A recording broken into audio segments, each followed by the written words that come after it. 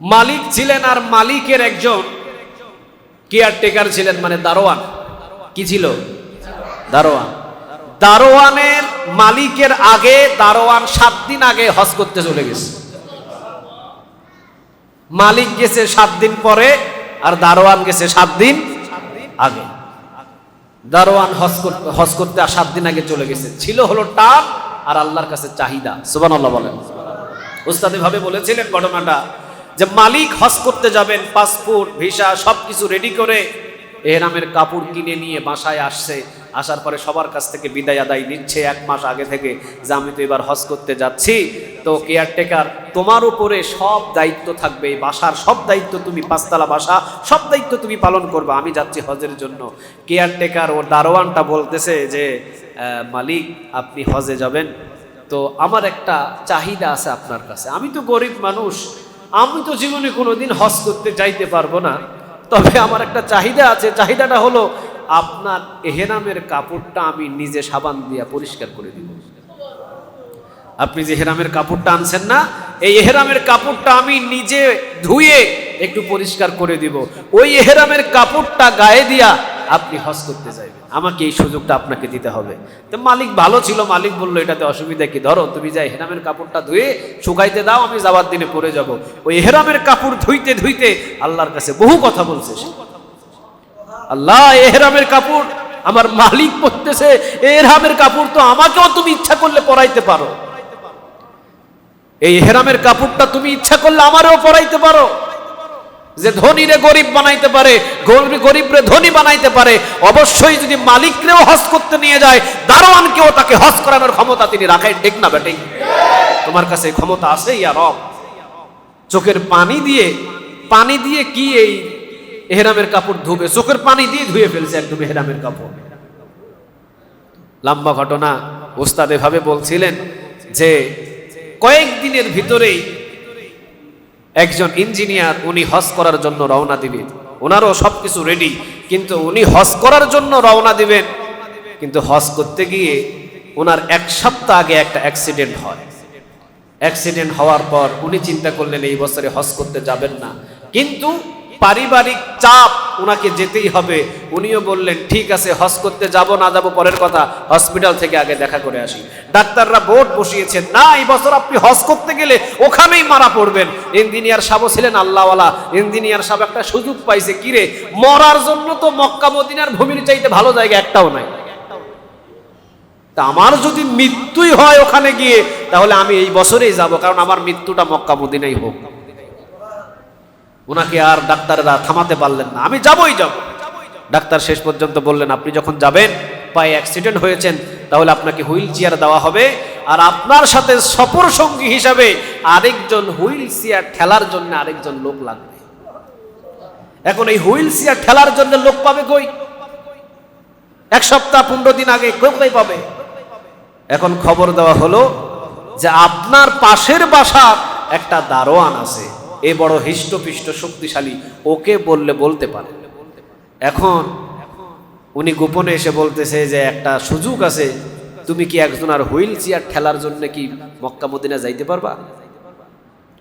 ও তো চোখের ভিতরে পানি নিয়ে এসে বলতেছে আমি চাইছিলাম আল্লাহর কাছে যে আল্লাহ তুমি আমার মক্কা মদিনায় কবুল করে নিও, আর এই রাতের ভিতরেই 1-2 দিন রাতের ভিতরেই কিভাবে আল্লাহ সুযোগ করে দিল, সেজদায় পড়ে গেছে লোকটা ওখানে।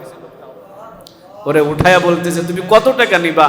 এই হুইল চেয়ার ঠেলতে হবে ওখানে 40-50 দিন, দিন থাকে ইঞ্জিনিয়ার সাহেব যে কয়দিন থাকবে, হুইল চেয়ার ঠেলে ঠেলে তুমি ওনাকে হজ করাইবা। উনি বলতেছে 1 টাকাও লাগবে না, আমার শুধু লই যাওয়ার ব্যবস্থা করে। আমার উস্তাদে বলতে বলতে ভাবে কাঁদছিল যে আল্লাহর কাছে কান্না করে এহরামের কাপড় ধুতে ধুতে আল্লাহর কাছে চাইছে, আল্লাহ এই এহরামের কাপড় শুধু মালিক পরতে পারে, ও দারোয়ান পরতে পারে না, ওই রাতের ভিতরে কবুল করছে তিনি কে? যাওয়ার ইচ্ছা পোষণ করতে হয়, আল্লাহর ঘরে যাওয়ার জন্য আল্লাহর কাছে চাইতে হয়। পরিবারের জন্য যতটুকু শ্রম দিবেন, যত ঘাম ঝরাবেন, এটার ওসিলায় কিয়ামতের ময়দানে আল্লাহ আপনাকে মাফ করতে পারে। আপনি মনে করেছেন আপনার ছেলের জন্য আপনি খাটতেছেন, আপনার মেয়ের জন্য আপনি খাটতেছেন, আপনার সংসারের জন্য আপনি বিদেশ শ্রম দিচ্ছেন, ঘাম ঝরাচ্ছেন, কিছু নাই না। প্রতিটা ইনকামের টাকা আপনার সাদাকা অনুযায়ী আপনার আমল নামায় জমা হয়ে যাবে, এটা লস নাই। তবে আমরা রাসূলের সুন্নাহ অনুযায়ী তা করার চেষ্টা করব ইনশাআল্লাহ। মসজিদে আসবো আগে, যাব পরে। মসজিদে আসবো আগে, যাব পরে। এই স্লোগানটা যেন আমাদের সবার মনে থাকে। আল্লাহ আমাদের সবাইকে মসজিদমুখী করার তৌফিক দান করো, বলেন আমিন। হাদিসে এসেছে সহিহ বুখারীতে, এটা তো আমি অনেকবার আলোচনা করেছি, যাদের কলিজাটা অরজুলুম কলবুহু মুআল্লাকুম ফিল মাসাজিদ, মসজিদের সাথে কলিজাটারে ঝোলায়, কিয়ামতের দিন আল্লাহ তাকে আরশের ছায়ার নিচে জায়গা দিয়ে দিবে। যেই দিন কোনো ছায়া নাই, যেই দিন কোনো ধরনের কোনো বিপদ, কেউ কারো পাশে নাই, কিয়ামতের ময়দানে যে আরশের ছায়া থাকবে, ওই ছায়ার নিচে যে জায়গা পাবে, বিনা হিসাবে তাকে জান্নাতে ঢুকায় দিবেন তিনি কে? আর সেই ব্যক্তিটা হবে ওই ব্যক্তি রাজুলুম কলবুহু মুআল্লাকুম ফিল মাসাজিদ, যাদের কলিজাটা, যাদের কলবটা মসজিদের সাথে সব সময় ঝুলিয়ে রাখে, কিয়ামতের ময়দানে আরশের ছায়ার নিচে তাকে জায়গা দিয়ে দিবেন তিনি কে? পাখা ঝুলায়, ঝাড়বাতি ঝুলায়, বড় বড় বাতি ঝুলায়, এসি ঝুলায়, মুসল্লি নাই। এগুলা ঝুলায় লাভ কি বলেন আপনারা? আসল দরকার মসজিদে কোনটা? আসল প্রয়োজন কোনটা? মুসল্লি। কিন্তু আপনারা যান, ভাই সাহেব আমাদের মসজিদে 10টা এসি লাগবে, এসি লাগবে, একাই 10টা এসি দেওয়ার লোক আছে। কিন্তু যখন আপনি বলবেন ভাই সাহেব শুধু এসি দিলে হবে না, 5 ওয়াক্ত নামাজ জামাতে পড়তে হবে, বলে মাপ চাই। কথাটা এমন না? মাপ চাই। কারণ আমি থাকি কাজে ব্যস্ত, আমি আসি রাতের 12টা বাজে ঘরে, আমি ঘরের ভিতরে রাতের 12টায় ঘুমাই, উঠি হলাম সকাল 10টায়, ফজরের নামাজে আমি জামাতে যাব কেমনে? আমার পক্ষে সম্ভব না। এই জন্য মসজিদে মসজিদে এসি ঝুলছে এখন, মসজিদে মসজিদে দামি দামি ঝাড়বাতি, মসজিদে মসজিদে দামি দামি পাখা, আর মসজিদ হয়েছে খুব সুন্দর। কিন্তু আসল যেই জিনিস রাসূল বলেছেন মসজিদের ভিতরে কলিজাটা ঝুলায়া দাও, কারণ কলিজা যদি মসজিদের ভিতরে ঝোলায়, কিয়ামতের ময়দানে আরশের ছায়ায় জায়গা দিবেন তিনি কে? এসি ঝোলায়া দিলাম, মসজিদে আসি না, এসি ঝোলায়া দিয়া কি আমাকে আরশের ছায়ার নিচে নিয়ে যেতে পারবে? কথা বলেন, নিয়ে যেতে পারবে না। এই জন্য আমাদের মসজিদগুলো হয়েছে খুব সুন্দর। আমরা বড় বড় ঝাড়বাতি লক্ষ লক্ষ টাকা খরচ করে লাগাই, দামি দামি দামি দামি আমরা পাখাগুলো ঝোলাই, দামি দামি এসি গুলো ঝোলাই, কিন্তু আসলে রাসূল বলেছেন কলবটা ঝোলায়া দাও মসজিদে। কারণ রাসূল সাল্লাল্লাহু আলাইহি সাল্লামের জামানায় মসজিদ ছিল হিন্ন শীর্ণ। রাসূলের মসজিদে নববী ছিল কি রকম? 1 ঘন্টা যদি বৃষ্টি হতো মদিনার ভূমিতে, রাসূলের মসজিদের ভিতরে আধা হাত পর্যন্ত পানি ভরে থাকতো। আল্লাহু আকবার! এই কাদা কাদা আধা হাত পানি জমে যেত রাসূলের মসজিদে। মসজিদে নববী যেখানে, যেটার ইমাম হলো আসমান এবং জমিনের ভিতরে সর্বশ্রেষ্ঠ মহামানব মুহাম্মদ সাল্লাল্লাহু আলাইহি ওয়াসাল্লাম, এত বড় একজন মহামানব, যিনি দোয়া করলে উহুদ পাহাড়টা স্বর্ণের হয়ে যাইত। সুবহানাল্লাহ বলবেন না? উনার মসজিদটা ছিল এমন, উপরে খেজুর পাতা, উনি যদি দোয়া করতেন তো মসজিদ তো স্বর্ণ দিয়ে বাঁধা হইতো, অসুবিধা ছিল না। কিন্তু রাসূল বলেছেন, আরে মসজিদের সবচেয়ে শ্রেষ্ঠ যে জিনিস সেটা হলো মুসল্লি। ঠিক না বা ঠিক? আমার মুসল্লি দরকার, আমার ইমানদার দরকার, আমার তাকওয়াবান মুসল্লি দরকার। কারণ ওই মসজিদে নববীর মুসল্লিরা ছিল এমন মুসল্লি, 313 জন যুদ্ধ করে 1000 সাথে বিজয় লাভ করে নিয়ে আসে। 1 লক্ষ সৈন্যর সাথে যুদ্ধ করেছেন মাত্র 3000 সৈন্য যুদ্ধ করে ওই মসজিদের মুসল্লি বিজয় নিয়ে আসছে। সুবহানাল্লাহ বলবেন না? আল্লাহ আমাদের একটু বুঝ দান করুক, আমরা বলি আমিন। রাসূলের মসজিদে নববী ছিল কেমন? 1 ঘন্টা বৃষ্টি হইলে আধা হাত পানি জমে যেত। নামাজের যখন ওয়াক্ত হতো, মসজিদের পানিগুলো চতুর্দিকে দিয়ে কাদার উপরে সাহাবীরা সেজদা দিতেন, রাসূলও সেজদা দিতেন। সেজদা দেওয়ার পর একজন সাহাবী আরেকজনের চেহারার দিকে তাকাতেন, চেহারাটা চিনা যেত না, কারণ কপালের ভিতরে কাদা, নাকের ভিতরে কাদা, গালের ভিতরে বালু, কপালের ভিতরে বালু, চেহারা দেখা যায় না। কিন্তু চিন্তা করে দেখেন, মসজিদের উপরে কোনো ছাদ নাই, মসজিদের উপরে তেমন কোনো ধরনের কোনো পার্টিশন নাই, কিন্তু সেজদা দিলে বালু লেগে যেত। ওই মসজিদের মুসল্লিগুলো যদি হাত তুলতেন জমিনে, সরাসরি হাত গিয়ে আল্লাহর আরশে ধাক্কা লেগে যেত। আল্লাহ এরকম মুসল্লি হওয়ার আমাদের তৌফিক দান করুক, বলেন আমিন। আরেকবার বলেন আমিন। এই জন্য মসজিদে আমরা কলিজাটা ঝোলাইয়া দিব ইনশাআল্লাহ, বলবেন না? মসজিদে কি ঝোলাবেন? সবাই বলেন কি ঝোলাবেন? কলিজা। মসজিদে কলিজা ঝোলাবেন। জোহরে আসছেন, আসরে কখন যাবেন টান থাকবে। আসরে আসছেন, মাগরিবে কখন যাবেন টান থাকবে। মাগরিবে আসছেন, এশায় কখন যাবেন টান থাকবে। সারা রাত পার করে ফজরে আবার কখন যাবেন, এই চিন্তা ভাবনা থাকতে হবে, ঠিক না ঠিক? এটা হলো মসজিদের টান, মসজিদের প্রতি একটা টান থাকা। আল্লাহ এই টান যেন আমাদের কলিজায় দান করে, আমরা বলি আমিন।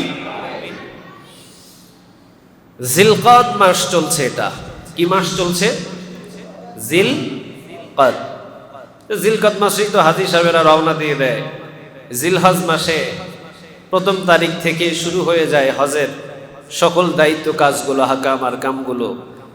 তো হাজী সাহেবেরা অনেকেই রওনা দিয়েছেন, অনেকেই যাইতে পারেন নাই। আল্লাহ যেন তাদেরকে যাওয়ার তৌফিক দান করেন, বলেন আমিন। রাসূল সাল্লাল্লাহু আলাইহি ওয়াসাল্লাম সহিহ বুখারীর হাদিস নাম্বার 1429।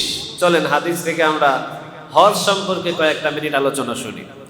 আন আবি হুরায়রা রাদিয়াল্লাহু আনহু قال, হযরত আবু হুরায়রা রাদিয়াল্লাহু তাআলা আনহু থেকে বর্ণিত, তিনি বলেন, সুইলান নবী সাল্লাল্লাহু আলাইহি ওয়াসাল্লাম আইয়ুল আ'মালি আফদাল।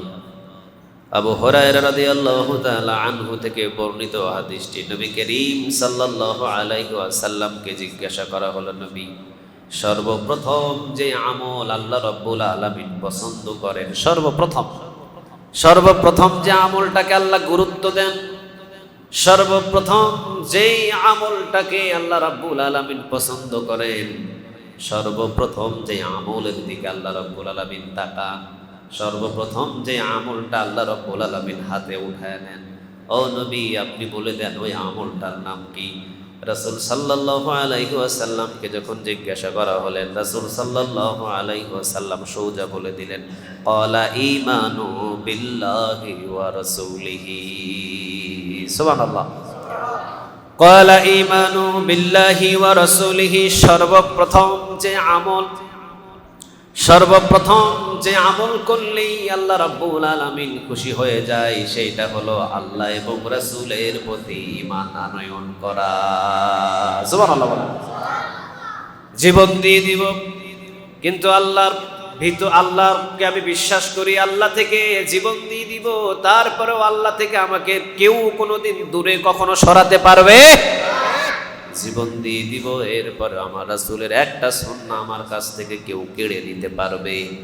কারণ আল্লাহ এবং রাসূলের ভালোবাসা আমাদের কলিজা, আমাদের জীবনের চাইতে বেশি না কম। সর্বপ্রথম যে আমলটা আল্লাহ সবচাইতে পছন্দ করেন, সেটা হলো কার উপরে ঈমান? আরো জোরে বলেন, কার? আল্লাহ এবং আল্লাহ রাসূলের প্রতি ঈমান। যার ঈমান নাই তার কোনো কিছুই নাই, আর যার ঈমান আছে তার সব কিছু আছে। কথাটা কার? যার ঈমান আছে তার সব আছে, যার ঈমান নাই তার কোনো কিছু নাই। এই জন্য মাঝে মাঝে উদাহরণ দেওয়ার জন্য বলি, নদীতে যদি কোনো মানুষ মাছ ধরতে যায় জাল দিয়া, কি দিয়া বলেন? জাল দিয়ে মাছ ধরতে যায় না, এটা কি জাল বলে? খাফলা জাল না কি জাল? জাল দিয়ে মাছ ধরতে যায়।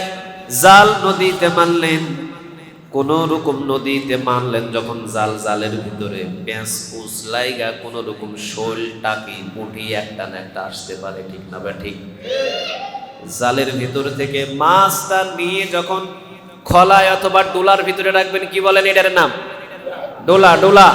ডোলার ভিতরে যখন রাখবেন, ডোলার ভিতরে যত মাছ রাখলেন, ডোলার কিন্তু তলা নাই। কি নাই?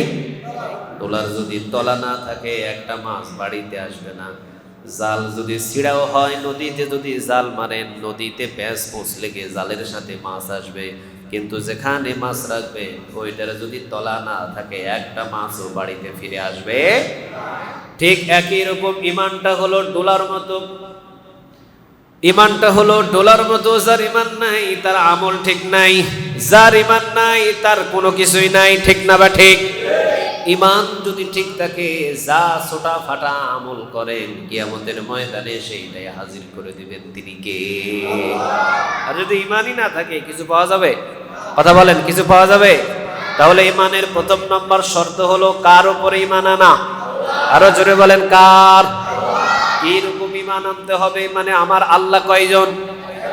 সকল ক্ষমতার মালিক কে? বৃষ্টি দান করার মালিক কে? মৃত্যু থেকে জীবিত করার মালিক কে? রিজিক দেওয়ার মালিক কে? কিয়ামতের ময়দানে বিচারের পাঠশালা সাজানোর মালিক কে? আবার কিয়ামতের ময়দানে সকল বিচারকের বিচার করার মালিক একজন, তিনি কে? অন্ধকার কবরের ভিতরে জাহান্নাম আর জান্নাত বানানোর মালিক কে? সব কিছুর মালিক তাহলে একজন, কে? তিনি। এই জিনিসগুলো বিশ্বাস করার নামটা হলো কি? এই জিনিসগুলো বিশ্বাস করার নামটা কি? ঈমান। রাসূলের প্রতি ঈমান। রাসূলের প্রতি কেমন ঈমান? মানে রাসূল সাল্লাল্লাহু আলাইহি ওয়াসাল্লামকে পাঠাইছেন তিনি কে? রাসূল যা দেখান এইটা রাসূল ইচ্ছা করে কখনো তিনি দেখান না, কারণ রাসূলকে দেখানোর হুকুম দেন তিনি কে? রাসূল যেভাবে নামাজ পড়েন ইচ্ছা করে রাসূল এভাবে নামাজ পড়েন না, রাসূলকে শিখাইছেন তিনি কে? রাসূল যেভাবে রাষ্ট্র পরিচালনা করেন রাসূল ইচ্ছা করে এইভাবে রাষ্ট্র পরিচালনা করেন না, রাসূলকে ওইভাবে রাষ্ট্র পরিচালনা করানো শিখাইছেন তিনি কে? রাসূল বিবাহ করেছেন, রাসূল ওইভাবে বিবাহ জীবনে কোনোদিন করেন নাই, কিভাবে বিবাহ করা লাগে এই বিবাহটা শিখাইছেন একজন, তিনি কে? মানুষ মারা গেলে কিভাবে দাফন করতে হয়, কিভাবে কাফন পরাতে হয়, মানুষ মারা গেলে কি তেলাওয়াত করতে হয়, কোন দোয়াগুলো পড়তে হয়, রাসূল নিজের থেকে কখনো বলেন নাই, রাসূলকে শিখাইছেন একজন, তিনি কে?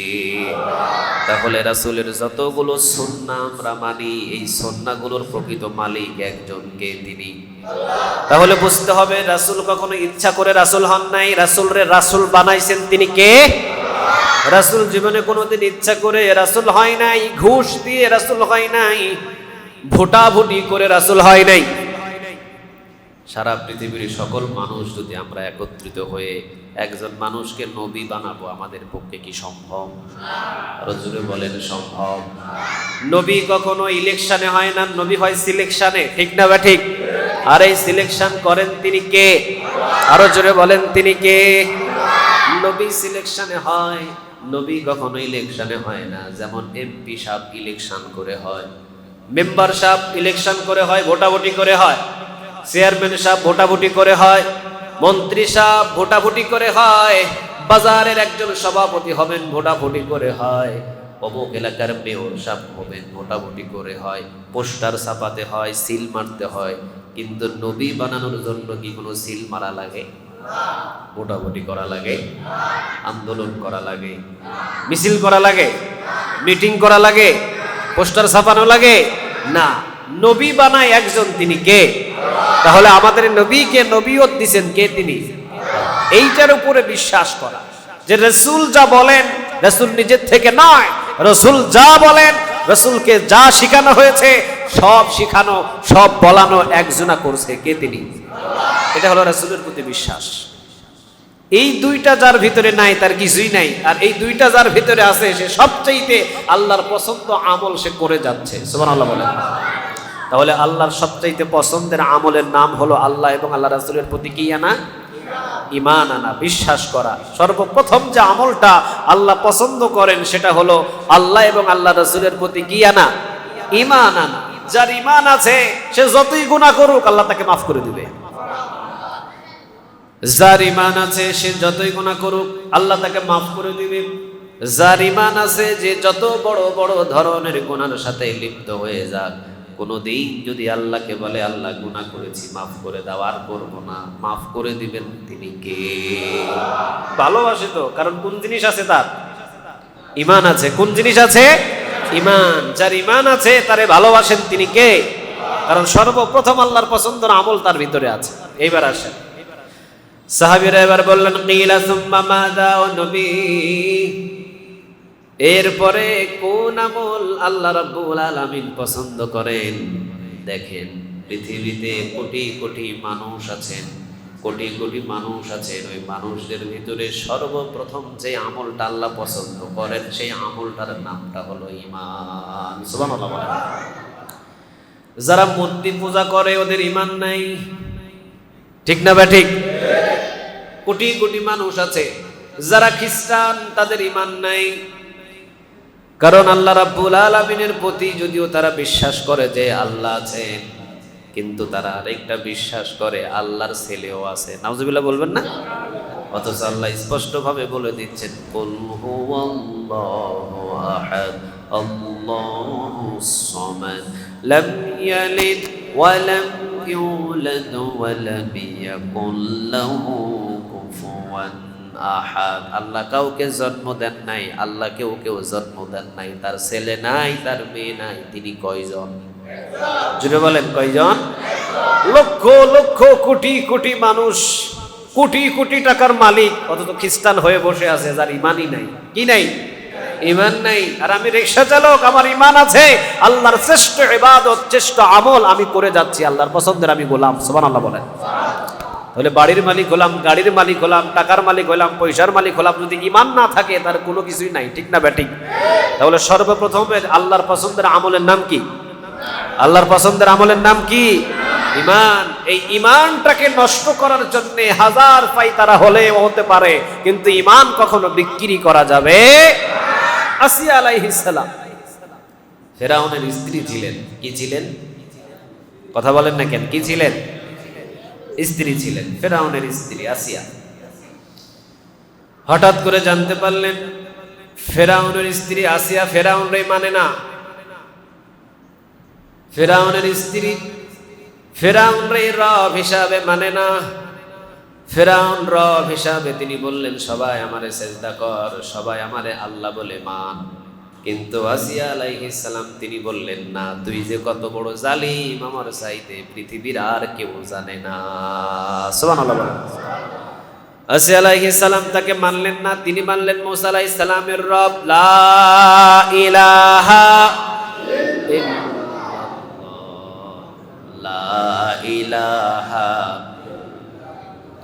লা ইলাহা লা ইলাহা ইল্লাল্লাহু মুহাম্মাদুর রাসূলুল্লাহ সাল্লাল্লাহু। তিনি মানলেন লা ইলাহা ইল্লাল্লাহ মুসা কালিমুল্লাহ, মানে মুসা আলাইহিস সালামের আল্লাহরে আমি মানি, মুসা আলাইহিস সালামের রবেরে আমি মানি। আর পয়গম্বর হলেন মুসা আলাইহিস সালাম। ফেরাউন নিজেকে রব হিসাবে না মানার কারণে আল্লাহর উপরে যখন আসিয়া আলাইহিস সালাম ঈমান আনলেন, আসিয়া আলাইহিস সালামরে সর্বপ্রথম বন্দি কারাগারে রাখলেন, দুর্গন্ধ জায়গায়। যেই দুর্গন্ধ জায়গার ভিতরে রাখার কারণে তার পেটটা ফুলে গেল। কিন্তু পেট ফোলার পরেও একজনারে ভুলে নাই, তিনি কে? ঈমান। কারে বলে ঈমান? নিজের স্বামী তার স্ত্রীকে আসিয়া আলাইহিস সালামকে দুর্গন্ধযুক্ত, যেখানে পশু মরা, গরু মরা, ছাগল মরা, মানুষ মরা, দুর্গন্ধযুক্ত একটা ঘর, ওই ঘরের ভিতরে নিয়ে বন্দি করলেন। দুর্গন্ধে তার পেটটা ফুলে গেল, কিন্তু তারপরও কাকে বলে নাই? কাকে বলে নাই? লোহা পিটানোর পর কামার দিয়ে লোহাগুলোকে ছিদ্র করে চিকন করা হলো। প্যারাক আছে না আমাদের এলাকায়? প্যারাক, এই বড় বড় প্যারাক বানানো হলো কামারদেরকে দিয়ে। প্যারাকগুলো উপরের দিকে সুসাল্লি বলে, সুসকে বলে। সুস চিনেন আপনারা? বস্তা সেলাই করে যে, এটাকে কি বলেন? সুস বলেন। সুসের মতো চিকন করে লোহাগুলোকে একটা কাঠের তক্তার উপরে একদম ঘন ঘন ঘন ঘন করে পোতা হলো। ঘন ঘন করে পোতার পর ওইটার উপরে শীত করে আসিয়া আলাইহিস সালামকে শোয়ানো হলো। পেট দিয়ে, পিঠ দিয়ে, পা দিয়ে, মাথা দিয়ে, মগজ দিয়ে এক একটা প্যারাকগুলো ঢোকা শুরু হলো। কিন্তু আসিয়া আলাইহিস সালাম কি ঈমানটাকে বিক্রি করছে? কথা বলেন, বিক্রি করেছে? বিক্রি করে নাই। আসিয়া আলাইহিস সালাম বিক্রি করে নাই। আসিয়া আলাইহিস সালাম লোহার সুসের উপরে শুইলেন, রক্ত টপ টপ টপ টপ করে পড়ে, আর চতুর্দিকের মানুষগুলো তাকিয়ে আছে আসিয়া আলাইহিস সালামের দিকে, কিন্তু কাঁদবে আসিয়া আলাইহিস সালাম। আর আরশ থেকে খুশি হয়েছেন তিনি কে? আল্লাহ বললেন, আসিয়া তুই এই জগতে মুসা আলাইহিস সালামের জামানায় যেই পরীক্ষা দিলি, তোর পরীক্ষার পুরস্কার আমি কি দিয়ে দিব বলতো দেখি? তোর এই পরীক্ষার পুরস্কার আমি কি দিয়ে দিব? তুই যেই পরীক্ষায় পাশ করলি, লোহার পিটানোর পর লোহার সুসের উপরে তোর পুরা শরীরটাকে সেখানে দিয়ে দেওয়া হলো, মগজ দিয়ে, পিঠ দিয়ে, কলিজা দিয়ে, পা দিয়ে, সব কিছু দিয়ে এক একটা সুস ঢুকেছে, আর উপরে পিটানো হয়, উপরে পিটায় রক্ত ছিন্ন বিচ্ছিন্ন করে টপ টপ টপ টপ করে চতুর্দিকে রক্ত পড়ে, আর সবাই বিচার দেখে ফেরাউনের স্ত্রী আসিয়া আলাইহিস সালামের কি দশা হয়, সবাই চতুর্দিকে তাকিয়ে আছে, কিন্তু তোর ইমাম দেখে সবাই অবাক। শুধু সবাই অবাক না, আমি আল্লাহ অবাক যে কি ইমানের পরীক্ষা দিলি তুই। যা, আমি ফেরাউনের মতো ডাকাত তোর স্বামী দুনিয়াতে দিছিলাম, কিন্তু জান্নাতের ভিতরে আমার হাবিব মুহাম্মদুর রাসূলুল্লাহ সাল্লাল্লাহু আলাইহি ওয়াসাল্লামকে তোর হাজবেন্ড হিসাবে আমি আল্লাহ কবুল করে ফেললাম। পৃথিবীর সবচেয়ে নিকৃষ্ট ফেরাউনকে দুনিয়াতে স্বামী হিসাবে পাইছস না তুই? পৃথিবীর শ্রেষ্ঠ মহামানবকে জান্নাতের ভিতরে আমি তোর স্বামী হিসাবে আমার বন্ধুকে উপহার দিব। সুবহানাল্লাহ বলো। দ্বিতীয় নাম্বার, আসিয়া আলাইহিস সালাম তিনি আল্লাহর কাছে বললেন, রব্বি কারীম, আপনার ঘরের পাশেই আমার জন্য একটা ঘর বানায় দেন, আপনার ঘরের পাশে আমার জন্য একটা ঘর বানায় দেন, জান্নাতের পাশে আমার জন্য একটা ঘর বানায় দেন। এই কথাটা তিনি বললেন না, তিনি বললেন, আল্লাহ আপনার ঘরের পাশে আমার একটা ঘর বানায় দেন। সুবহানাল্লাহ বলেন। আল্লাহ রাব্বুল আলামিন ফেরেশতাদেরকে বললেন, আসমানের দরজাটা খুলে দাও। সেই দিন প্রথম আসমানের দরজাটা খোলা হলো। আসমানের দরজা খুলে দাও, আসমানের দরজা খুলে দেওয়া হলো। ফেরেশতারা আসলেন এবং বললেন, আসিয়া, আসমানের দরজা কোনোদিন পর্যন্ত খোলা হয় নাই, কিন্তু তোমার আজকে ইমানি পরীক্ষা দেওয়ার কারণে সর্বপ্রথম এই আসমানের দরজাটা খোলা হলো। তোমার মৃত্যুর আগেই আল্লাহ রাব্বুল আলামিন জান্নাতে যে তোমার জন্য একটা ঘর বানাইছেন, ওই ঘর দেখার পর আল্লাহ তোমার রূহ নেওয়ার জন্য আদেশ করেছে। তুমি ঘর চাইছো না জান্নাতে, তোমার জন্য ঘর বানাইছে আল্লাহ, এটা আগে দেখো, এরপরে তোমার রূহটা নিয়ে যাওয়া হবে। সুবহানাল্লাহ বলেন। এটা কি যেমন তেমন ইমান? আরো জোরে বলেন, এটা কি যেমন তেমন ইমান? যেমন তেমন ইমান এটা না। জীবন দিয়েছে, ইমান বিক্রি করে নাই, ঠিক না বে ঠিক? পৃথিবীতে এমনও কিছু মানুষ থাকবে, হাজার হাজার লক্ষ লক্ষ কোটি টাকা দিবে, বাড়ি দেবে, গাড়ি দিবে, সম্পদ দিবে, সব কিছু দিবে, শুধু বলবে যে আমাদের দায়িত্বে চলে আসো, আমরা যা বলবো তাই করবা। কোটি টাকাতে লাথি দিয়ে বলবে আমার সবচেয়ে দামি জিনিস ইমান, ঠিক না বে ঠিক?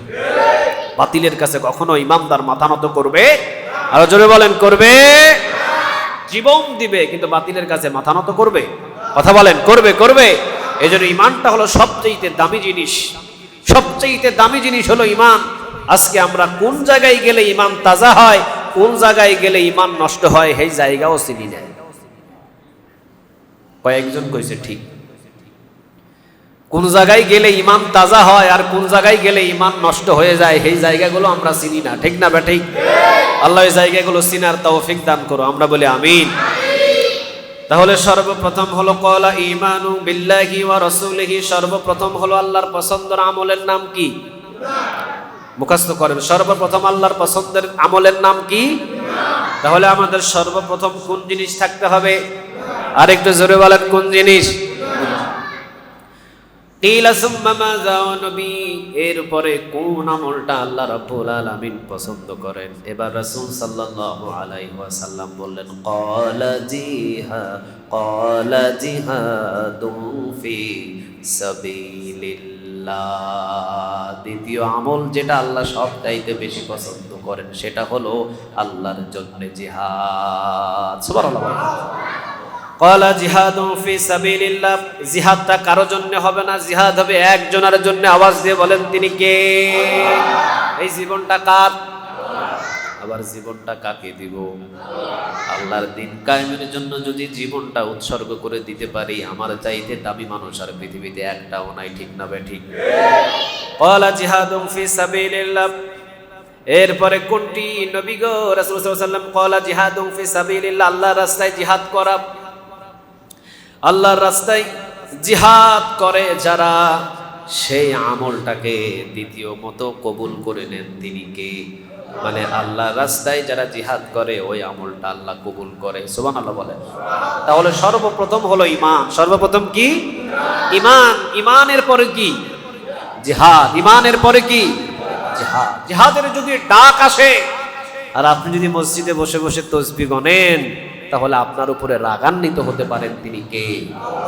যেহেতু আল্লাহ বলেছেন ঈমানের পরেই হলো জিহাদ। জিহাদের যদি কোনোদিন ডাক আসে, দিন কায়েমের জন্য যদি হাতের ভিতরে তরবারি নিয়ে ময়দানে বাতিলের বিপক্ষে ঝাঁপিয়ে পড়া লাগে, তাহলে সর্বপ্রথম ঝাঁপিয়ে পড়া দরকার, ঠিক না বেঠিক?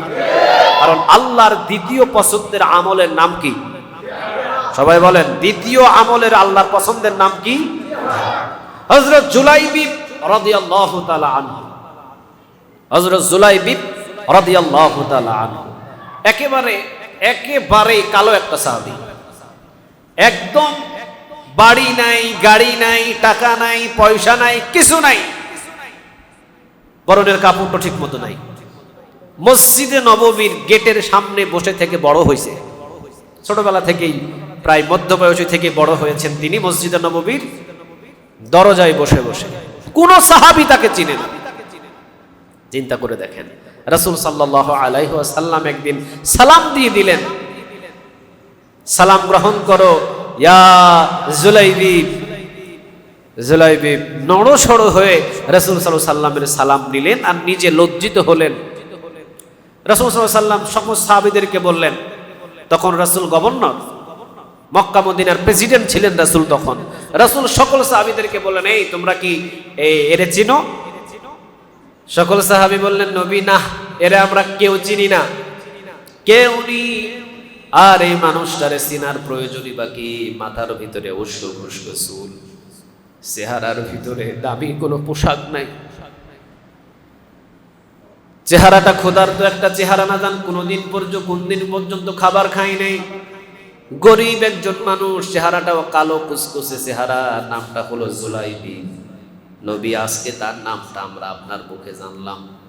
নবী এতদিন পর্যন্ত যে রাস্তায় বসে থাকে, মসজিদে নববীর দরজায় বসে থাকে, আমরা কোনো সাহাবী তাকে চিনি নাই।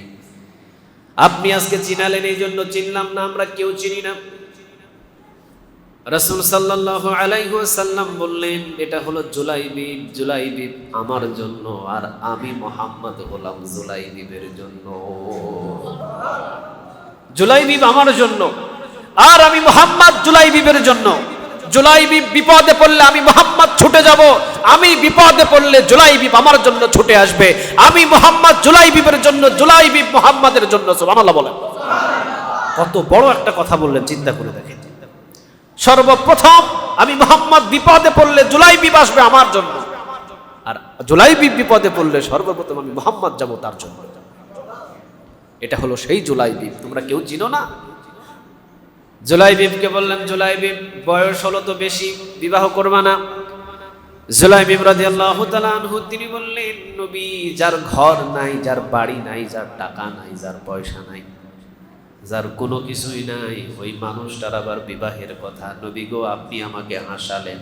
রাসূল বললেন, জুলাইবিব, এই মদিনার সুন্দরী নারীর সাথে তোমার বিবাহ হবে, আমি বিবাহ দিব তোমাকে। লম্বা ঘটনা।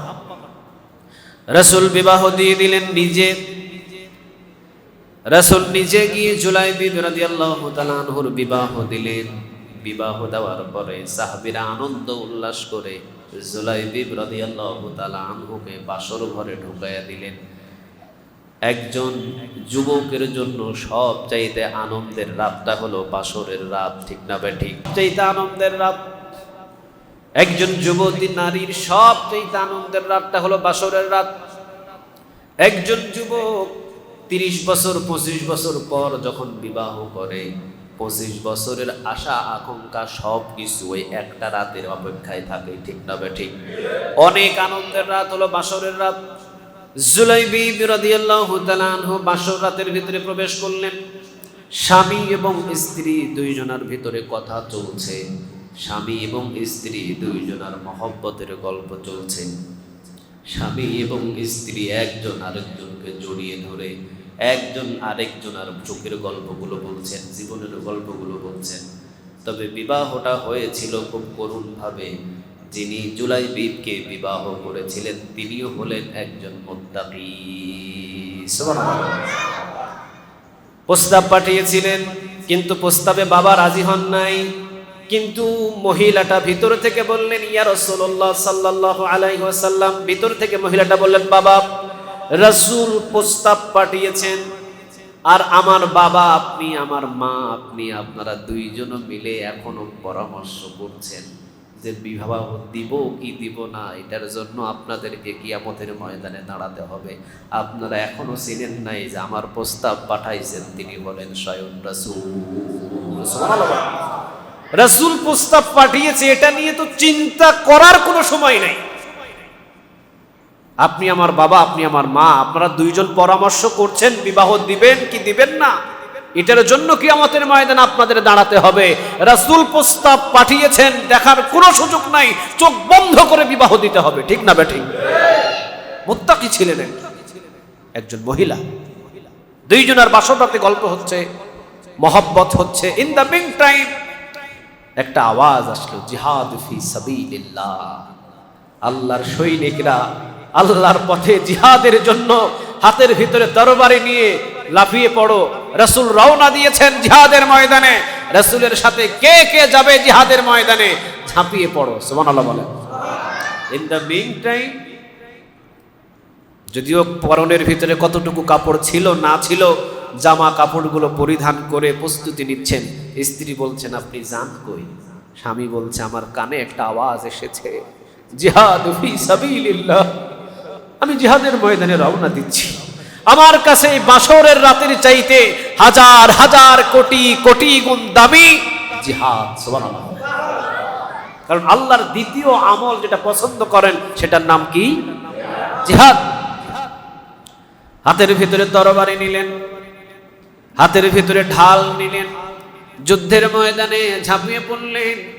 যুদ্ধের ময়দানে 7 জন কাফেরকে দুনিয়া থেকে বিদায় করে দিয়ে, 7 জন, হাদিসের ভিতরে এসেছেন, 7 জন কাফেরকে দুনিয়া থেকে বিদায় করে দিয়ে নিজেও শহীদ হয়ে গেলেন। বালুর ভিতরে লুটিয়ে পড়ে আছেন। রাসূল সাল্লাল্লাহু আলাইহি ওয়াসাল্লাম যুদ্ধের ময়দানে, যুদ্ধ যখন শেষ হয়েছে, বিজয় যখন ফিরে আসলেন, জীবিত সাহাবীদেরকে তাকিয়ে দেখলেন, জীবিত সাহাবী সবাই আছে।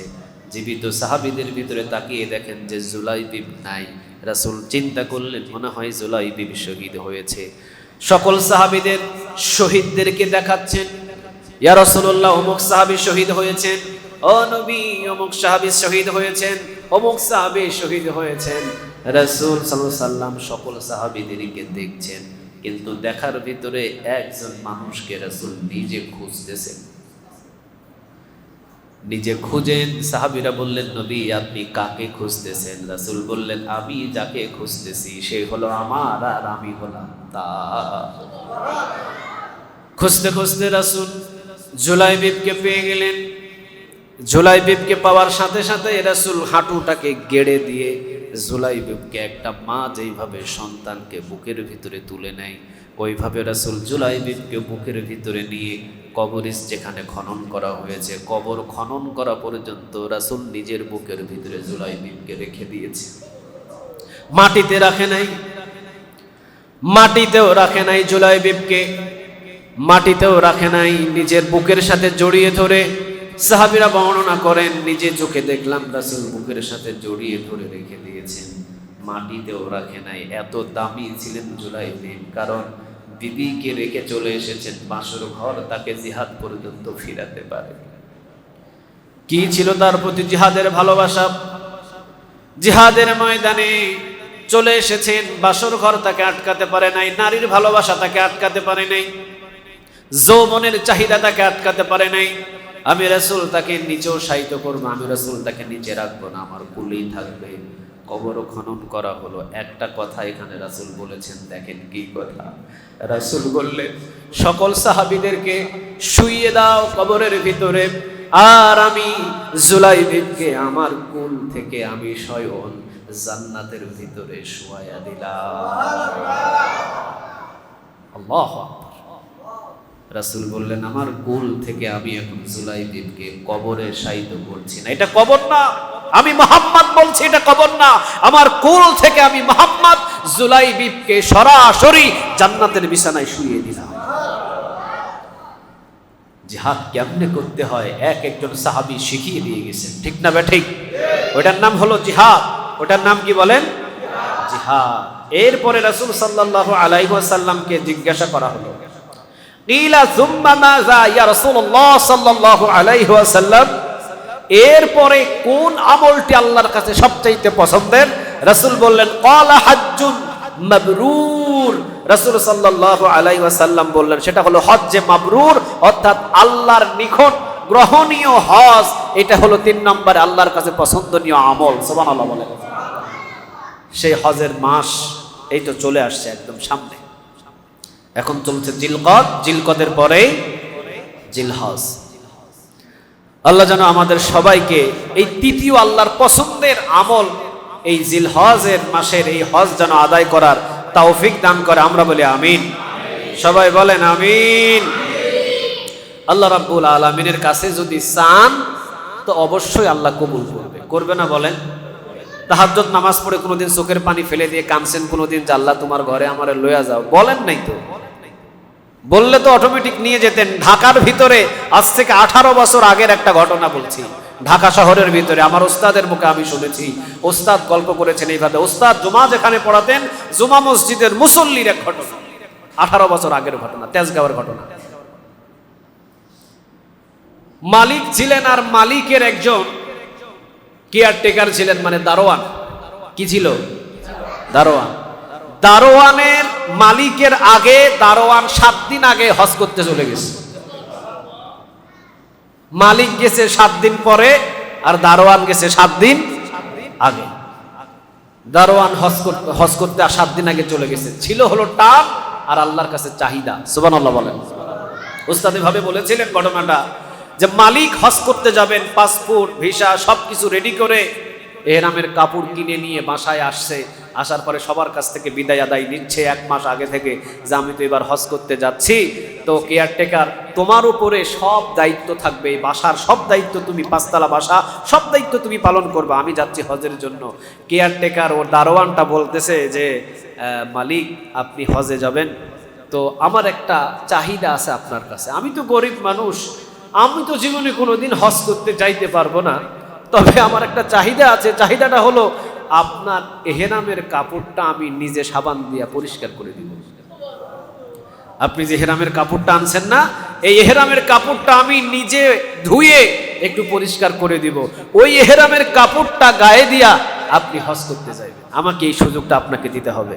তো মালিক ভালো ছিল, মালিক বললো এটাতে অসুবিধা কি, ধরো তুমি যা এহরামের কাপড়টা ধুয়ে শুকাইতে দাও, আমি যাওয়ার দিনে পরে যাব। ওই এহরামের কাপড় ধুইতে ধুইতে আল্লাহর কাছে বহু কথা বলছে।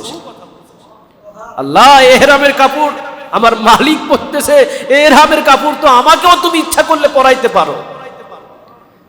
এই এহরামের কাপড়টা তুমি ইচ্ছা করলে আমারও পরাইতে পারো। যে ধনীরে গরিব বানাইতে পারে, গরিবরে ধনী বানাইতে পারে, অবশ্যই যদি মালিকরেও হজ করতে নিয়ে যায়, দারোয়ানকেও তাকে হজ করানোর ক্ষমতা তিনি রাখেন, ঠিক না বেটি? তোমার কাছে ক্ষমতা আছে ইয়া রব। চোখের পানি দিয়ে কি এই এহরামের কাপড় ধুবে? চোখের পানি দিয়ে ধুয়ে ফেলছে একদম এহরামের কাপড়। লম্বা ঘটনা। ওস্তাদ এভাবে বলছিলেন যে কয়েকদিনের ভিতরেই একজন ইঞ্জিনিয়ার, উনি হজ করার জন্য রওনা দিবেন, ওনারও সবকিছু রেডি, কিন্তু উনি হজ করার জন্য রওনা দিবেন, কিন্তু হজ করতে গিয়ে ওনার 1 সপ্তাহ আগে একটা অ্যাক্সিডেন্ট হয়। অ্যাক্সিডেন্ট হওয়ার পর উনি চিন্তা করলেন এই বছরে হজ করতে যাবেন না, কিন্তু পারিবারিক চাপ, ওনাকে যেতেই হবে। উনিও বললেন ঠিক আছে, হজ করতে যাব না যাব পরের কথা, হসপিটাল থেকে আগে দেখা করে আসি। ডাক্তাররা বোর্ড বসিয়েছেন, না এই বছর আপনি হজ করতে গেলে ওখানেই মারা পড়বেন। ইঞ্জিনিয়ার সাহেব ছিলেন আল্লাহওয়ালা, ইঞ্জিনিয়ার সাহেব একটা সুযোগ পাইছে, কিরে মরার জন্য তো মক্কা মদিনার ভূমির চাইতে ভালো জায়গা একটাও নাই, তা আমার যদি মৃত্যুই হয় ওখানে গিয়ে, তাহলে আমি এই বছরেই যাব, কারণ আমার মৃত্যুটা মক্কা মদিনাই হোক। ওনাকে আর ডাক্তাররা থামাতে পারলেন না, আমি যাবই যাব। ডাক্তার শেষ পর্যন্ত বললেন আপনি যখন যাবেন, পায়ে অ্যাক্সিডেন্ট হয়েছেন, তাহলে আপনাকে হুইল চেয়ার দেওয়া হবে, আর আপনার সাথে সফর সঙ্গী হিসাবে আরেকজন হুইল চেয়ার ঠেলার জন্য আরেকজন লোক লাগবে। এখন এই হুইল চেয়ার ঠেলার জন্য লোক পাবে কই? 1 সপ্তাহ 15 দিন আগে কোথায় পাবে? এখন খবর দেওয়া হলো যে আপনার পাশের বাসার একটা দারোয়ান আছে, এ বড় হিষ্টপিষ্ট শক্তিশালী, ওকে বললে বলতে পারে। এখন উনি গোপনে এসে বলতেছে যে একটা সুযোগ আছে, তুমি কি একজন আর হুইল চেয়ার ঠেলার জন্য কি মক্কা মদিনা যাইতে পারবা? ও তো চোখের ভিতরে পানি নিয়ে এসে বলতেছে, আমি চাইছিলাম আল্লাহর কাছে যে আল্লাহ তুমি আমার মক্কা মদিনায় কবুল করে নিও। আর এই রাতের ভিতরেই 1-2 দিন রাতের ভিতরেই কিভাবে আল্লাহ সুযোগ করে দিল, সেজদায় পড়ে গেছে লোকটা ওখানে। ওরে উঠায়া বলতেছে, তুমি কত টাকা নিবা? এই হুইল চেয়ার ঠেলতে হবে ওখানে 40-50 দিন, যা দিন থাকে ইঞ্জিনিয়ার সাহেব যে কয়দিন থাকবে হুইল চেয়ার ঠেলে ঠেলে তুমি ওনাকে হজ করাইবা। উনি বলতেছে 1 টাকাও লাগবে না, আমার শুধু লই যাওয়ার ব্যবস্থা করে। আমার উস্তাদে বলতে বলতে ভাবে কাঁদছিল যে আল্লাহর কাছে কান্না করে এহরামের কাপড় ধুতে ধুতে আল্লাহর কাছে চাইছে, আল্লাহ এই এহরামের কাপড় শুধু মালিক পরতে পারে, ও দারোয়ান পরতে পারে না, ওই রাতের ভিতরে কবুল করছে তিনি কে? যাওয়ার ইচ্ছা পোষণ করতে হয়, আল্লাহর ঘরে যাওয়ার জন্য আল্লাহর কাছে চাইতে হয়। 1 সপ্তাহ আগে যে মালিক যাবে হজে, দারোয়ান গিয়ে বলতেছে আমাকে 2 মাসের ছুটি দিতে হবে। কিসের ছুটি দিতে হবে? না আমাকে ছুটি দিতে হবে, কি জন্য দিতে হবে এটা আমি বলতে পারবো না, আমাকে ছুটি দিতে হবে, না দিলে আমি চাকরি ছেড়ে দিয়ে চলে যাব। শেষমেশ পর্যন্ত বলো ঠিক আছে যাও, তোমাকে ছুটি দেওয়া হলো। 2 মাসের ছুটি নিয়ে উনি চলে গেছে। 1 সপ্তাহ পরে মালিক গেছে, গিয়া কাবার চত্বরের সাথে দেখা। কই তুমি কেমনে আইলা এখানে? বিস্তারিত ঘটনা বলছে। উনি বলতেছেন যে এমন রব, এমন মালিক, যে মালিক এমন আল্লাহ যে দারোয়ানকে 1 সপ্তাহ আগে আনে আর মালিককে 1 সপ্তাহ পরে আনে, উনি রব। ঠিক না বে ঠিক? উনি মালিক। চান আল্লাহর কাছে, চাইতে থাকে। গাইবান্দার আরেকটা ঘটনা শুনেন। গাইবান্দার এই তো কয়েকদিন আগে তো উনি হাজী সাহেব, উনি হজ করতে গেছে। সাংবাদিকে জিজ্ঞাসা করেছে, চেহারা শুরুর দিকে তো আপনাকে ভদ্রলোক মনে হয় না, কারণ কৃষক মানুষ, ওনাদের চেহারার ভিতরে কি কি মানে এসিতে যারা থাকে ওদের মতো সাদা সুদা হয়, একটু রং একটু কালসিটে থাকে বা একটু তেলতেল্লা থাকে আর রোদে ফাটে কাজ কাম করে। সাংবাদিক জিজ্ঞাসা করতেছে, আপনি হজ করতে যাচ্ছেন, কোথায় থেকে আসছেন? গাইবান্ধা থেকে। আপনার কি সম্পদশালী বা কি বাড়ি ঘরে আছে? আমার পান্তা আনতে লবণ ভুরায়, লবণ আনতে পান্তা ভুরায়। তা আপনি হজ করতে যাচ্ছেন কিভাবে? 22 বছর আগে আমি আমার অল্প একটু জমিন ছিল, ওই জমিনের চতুর্দিকে আমি ইউক্যালিপটাসের গাছ লাগাইছিলাম 22 বছর আগে। আর ওই ইউক্যালিপটাসের গাছ লাগানোর নিয়তি ছিল আমার, আল্লাহ এই গাছগুলো বিক্রি করে আমি তোমার ঘর তাওয়াফ করতে যাব। 1 বছর আগে একটা গাছ বিক্রি করছি 30,000 টাকা দিয়ে, ওই 30,000 টাকা দিয়ে নিবন্ধন করছিলাম, আর বাকি 48টা গাছ বিক্রি করে আমার হজে যাওয়ার টাকা রেডি হয়ে গেছে। কিভাবে আল্লাহর ঘর তাওয়াফ করতে যাচ্ছে চিন্তা করেন। চাইতে হবে কার কাছে? আরো জোরে বলেন কার? আল্লাহর কাছে চাইতে হবে। মোনাজাত ধরলে তো শুধু বিল্ডিং আর বিল্ডিং, আল্লাহ ওই বিল্ডিং দেন, ওই বিল্ডিং দেন, অমুক দেন, তমুক দেন, এই দেন, সেই দেন, কিন্তু কোনোদিন আপনি চান নাই আল্লাহ তোমার ঘরটা অন্তত একবার তাওয়াফ করার মতো সুযোগ দেন। চান নাই।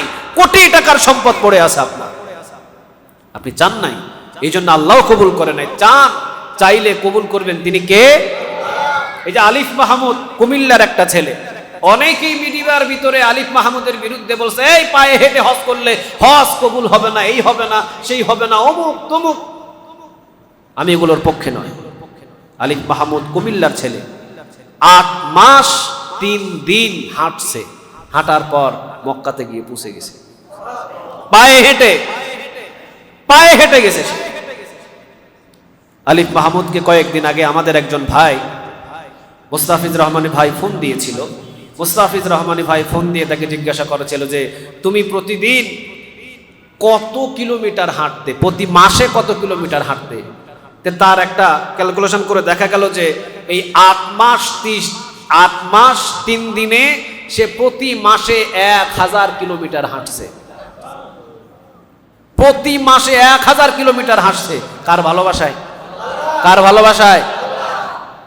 ইন্ডিয়া থেকে ওকে অফার দেওয়া হয়েছে যে আলিফ মাহমুদ, ভালো পরিবার আছে, সারা জীবন তোমাকে বসে বসে খাইতে পারবা, তোমার মতো আল্লাহওয়ালার সাথে আমার মেয়েকে বিয়ে দিতে চাই।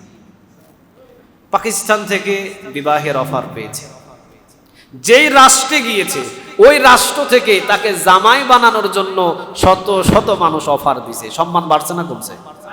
সম্মান বাড়ছে না কমছে? পায়ে হেঁটে 8 মাস 3 দিন পায়ে হেঁটে হজ করার জন্য রওনা দিয়েছে, পুছেও গেছে, এখন কাবার চত্বরে আছে সে। এই আলিফ মাহমুদ কুমিল্লার ছেলে, আপনাদের কুমিল্লার ছেলে।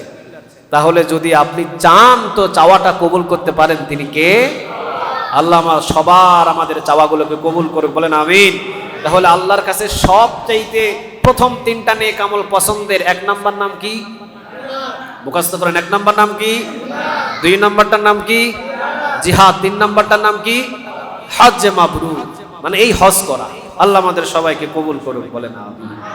সুন্নাত আদায় করুন।